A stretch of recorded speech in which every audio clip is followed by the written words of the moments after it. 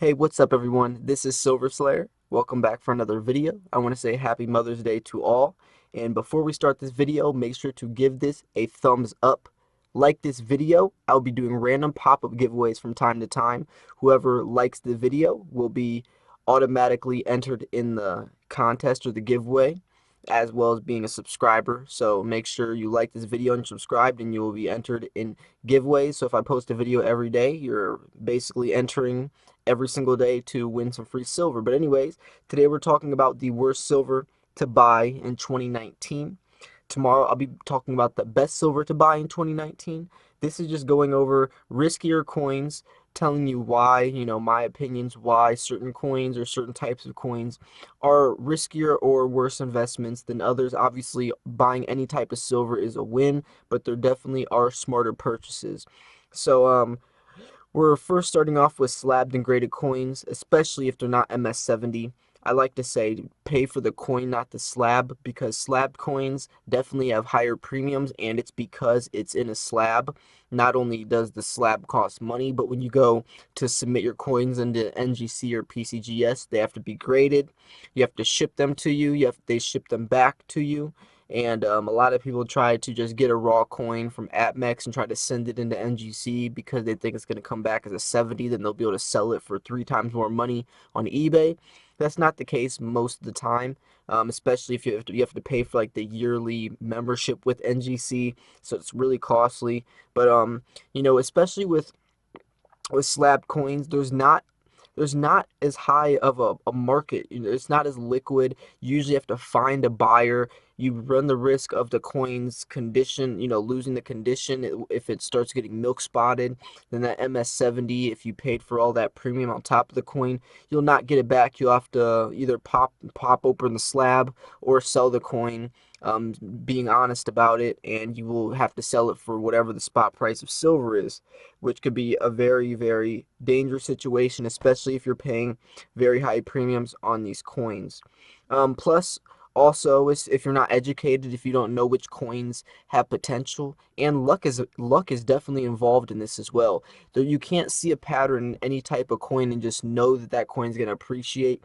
Some coins do appreciate randomly depending on the time of the year, the markets, just popularity of that specific coin. Not every coin is liked, not every panda is liked the same years before. So some years like the 2013s that has 3 pandas on them do better because, the design is different. And especially with coins where the design changes every year, which is most type of coins that we're talking about in this subject, in this category.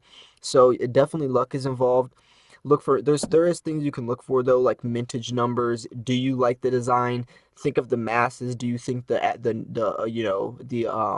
majority vote is gonna like this design? If it is, then there's things you can look to see if the coin has the most potential. But yeah, definitely. Also, another thing, another subject or type of silver is the proof quarters and coins like that. Like not even the constitutional, just the silver quarters that they make nowadays, or the proof finishes, or just the weird series and sets like that. There's really no market.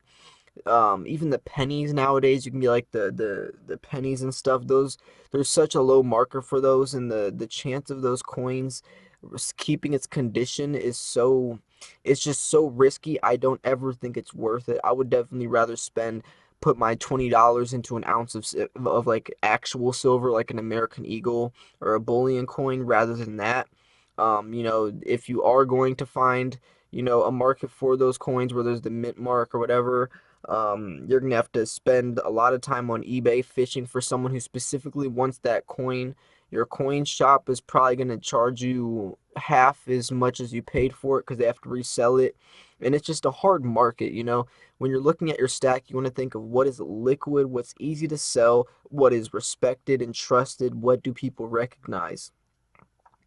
Another type is the superhero and movie type coins, a very small market. Once the movie loses its hype, that coin does too, unless the specific buyer likes the movie, which that means you're gonna have to find someone specifically looking for that, in that same common interest, which makes it way harder. It's just unnecessary. If it's for yourself, if your favorite movie is Star Wars and you buy the Darth Vader coin that came out last year from AppMex was selling it last year, then yeah, that's fine. But if you're buying all these coins that are from movies or scenes that people specifically are just hyped around that period of time, yeah, AppMex is gonna sell them all right then.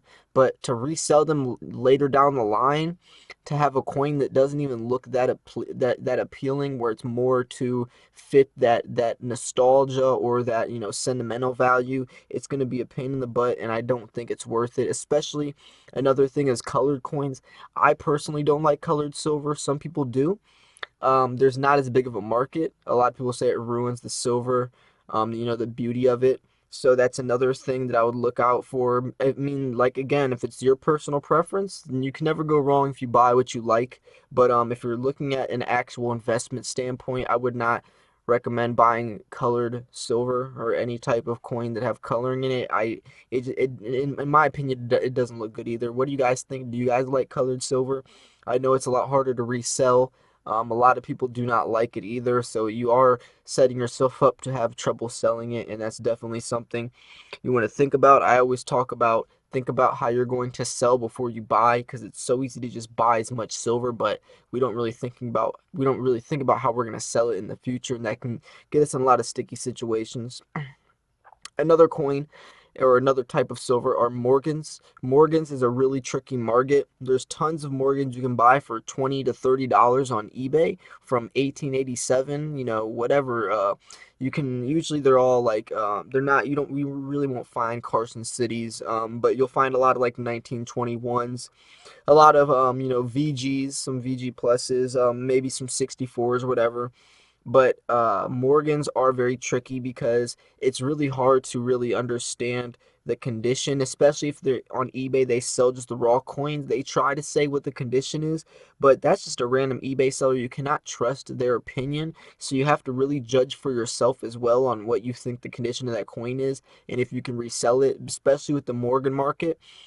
If it's a 63 to a 65, that is a huge price fluctuation. 63 you can get for extremely cheap. 65, 66 you can be paying 40, 50, 60 more dollars on top of that coin, especially if you're looking at the slabbed or some of the rare ones, or if it's or like the Carson City Mint.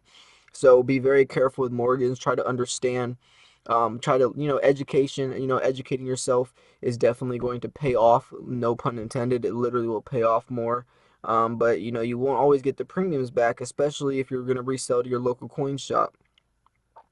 Another one are the 100-ounce bars. They're extremely expensive. If you're purchasing a 100-ounce bar, as soon as you're going to sell in the future, you're going to have a very small market for you're only going to be able to sell to people who have lots of money or who are willing to pay lots of money for that 100-ounce bar.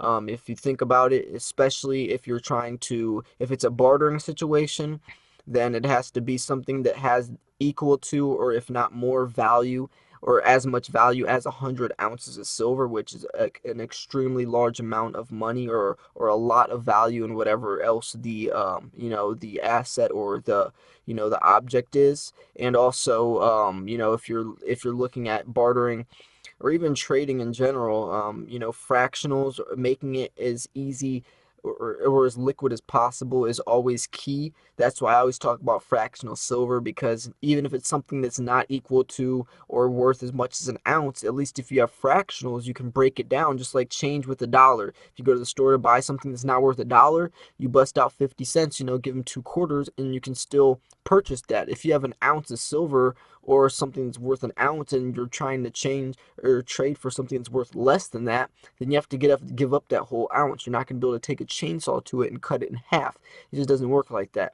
So definitely think about that type of stuff. Think about your potential buyers, because that's really important, especially if you are looking to make money back in the future, or the most potential price appreciation on your coins.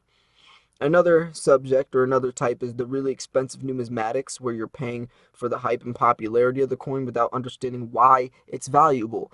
Why is that coin valuable? Is there a low mintage? Is it a coin that's in a very collectible series?